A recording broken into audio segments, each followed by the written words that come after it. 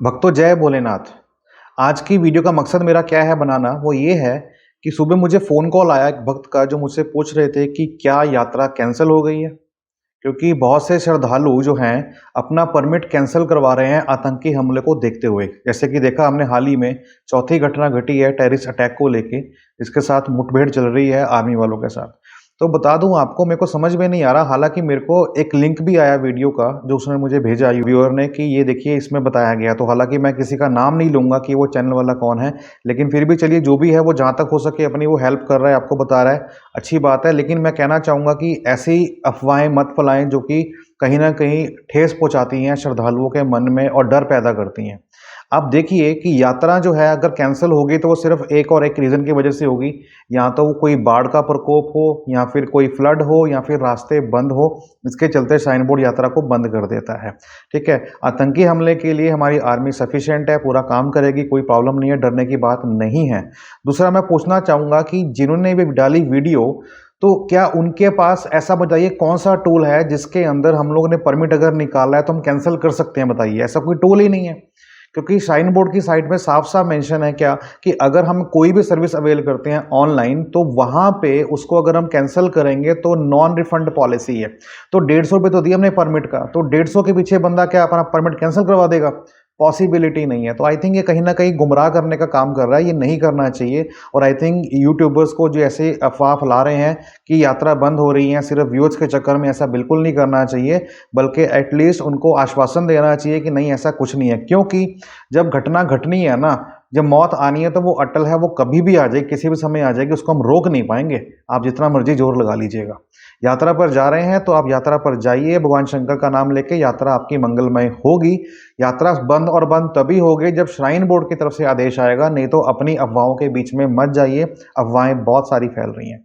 ठीक है, दूसरी बात, कॉन्वॉय में जाइए तो बेहतर रहेगा। लेकिन अगर कॉन्वॉय जाने के साथ कॉन्वॉय में नहीं जा सकते, या प्रॉब्लम हो रही है, टाइमिंग को लेकर टैक्सी करनी पड़ रही है, तो टैक्सी वाले कई बार क्या करते हैं, शॉर्टकट लेते हैं कि आपको बोलेंगे कि ये शॉर्टकट पे जाना है। तो कभी भी ऐसी गलती मत करना, क्योंकि आपको हमेशा हाईवे के ऊपर ही रहना है। अगर टैक्सी ड्राइवर आपसे कहता है कि मैं शॉर्टकट जानता हूँ, आपको वहां से ले जाऊंगा, तो बिल्कुल भी गलती नहीं करनी, बोलो हम वेट करेंगे, बट आपको जाना मेन हाईवे से ही है, शॉर्टकट हमको कोई नहीं लेना।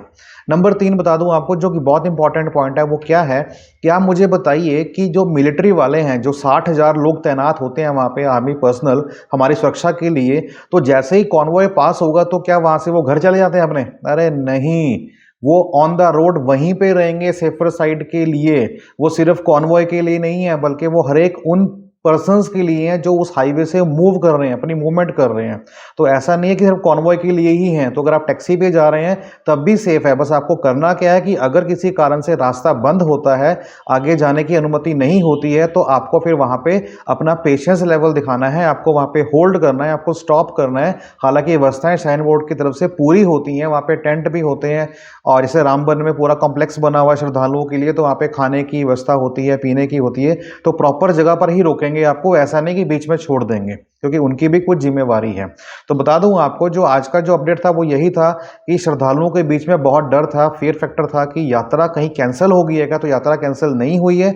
और दूसरा मैं कहना चाहूंगा कि जो श्रद्धालु कह रहे हैं ना कि टिकट अपने पंजीकरण कैंसिल करवा रहे हैं, तो मैं फिर कहना चाहूंगा कि कैंसिल कहां से हो रहा है, मुझे बताइए।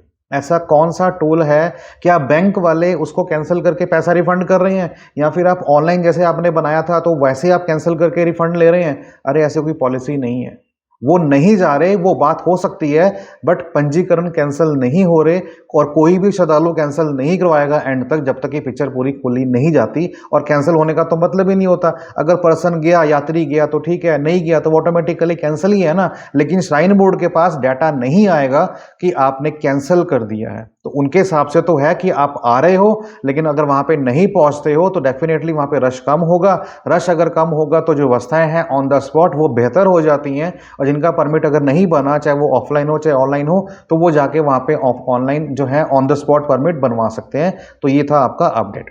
रही बात हेलीकॉप्टर टिकट की, तो एक श्रद्धालु का कमेंट और आया था कि मैं क्या अपने फोन से हेलीकॉप्टर टिकट बुक कर लूं, क्या हो जाएगी? बता दूं हो तो जाएगी, बट कॉम्प्लेक्स रहेगा बहुत ज़्यादा। क्योंकि अगर आपके 2 पर्सन हैं, क्योंकि एक आईडी के साथ 6 टिकट बुक हो सकती है, तो आप 2 की बुक करो चाहे 6 की बुक करो, आपको सबकी डिटेल एंटर करनी पड़ेगी, साथ में सबका आधार कार्ड अपलोड करना पड़ेगा, साथ में सबका CHC अपलोड करना पड़ेगा। तो फ़ोन के मेमोरी में किस फोल्डर में आप स्टोर करेंगे उसको, कैसे उसको अपलोड करेंगे, और छोटी स्क्रीन के ऊपर थंब फिंगर्स बड़ी होती है हमारी, तो कहीं डाटा गलत ना एंटर हो जाए, फिर at the time of payment कहीं हम गलत ना पिन डाल दें, तो बहुत सारे पहलू रहते हैं।